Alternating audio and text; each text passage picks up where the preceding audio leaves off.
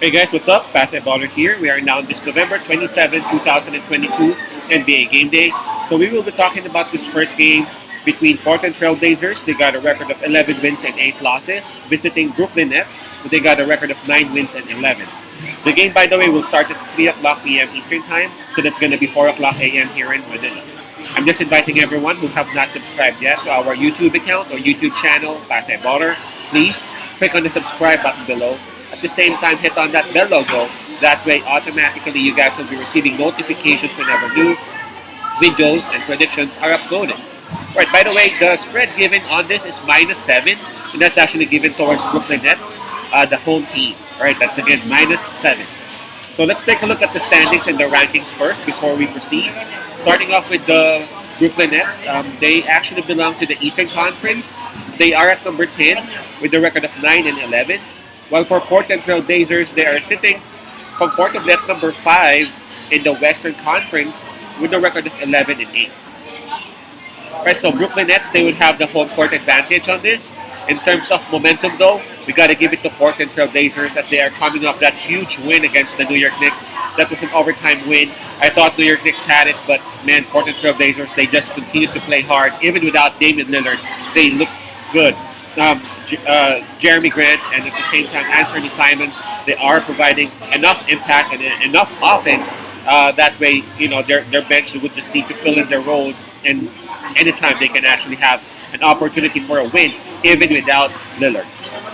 In terms of fatigue, well, we can just skip that part because both teams had their rest last night. So let's take a look at the availability or the health of both teams. Starting with Brooklyn Nets, I only see 3 players listed. Yuta Watanabe is out, while TJ Warren and Alondas Williams are both listed as questionable. Now for Portland Trailblazers, I see a lot of names down here. 5, a total of 5. 3 are out. That will be Keon Johnson, Damian Lillard, and Gary Payton, while Justice Winslow and Drew Eubanks are listed as questionable. So in terms of health or availability, we got to give an advantage towards Brooklyn Nets because again, they only have 3 listed as compared to Portland, which has 5, and not only that, their best player, Damian Lillard, is still out of this game. All right, well, everything seems to be pointing towards Brooklyn Nets' direction, aside from momentum, because again, Brooklyn Nets just came from a loss. They actually lost to Indiana Pacers by 11 points. They had both Irving and KD during that game, but they were not able to beat Indiana Pacers. Indiana Pacers were at home during that time, but this time Brooklyn will be at home. Brooklyn also got both of their best players in KD and Kyrie. I gotta be honest, I just don't trust Brooklyn Nets still. At this point, I mean, I've seen them win great games, but man, 7 points, spread of 7 points. Portland Trailblazers, I know they don't have Damian Lillard, but just like I said earlier, they got Jeremy Grant and Anthony Simons like combining for like 45 points, and they just continue to play hard. They wanna remain a contender despite of the injuries that they're having, and they are actually contending real hard.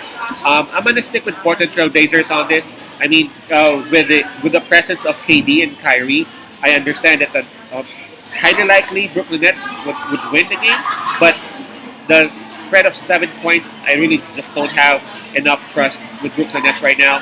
I'd rather trust Jeremy Grant and his boys with this youngster Anthony Simons to cover that spread of 7. So my pick would be Portland +7.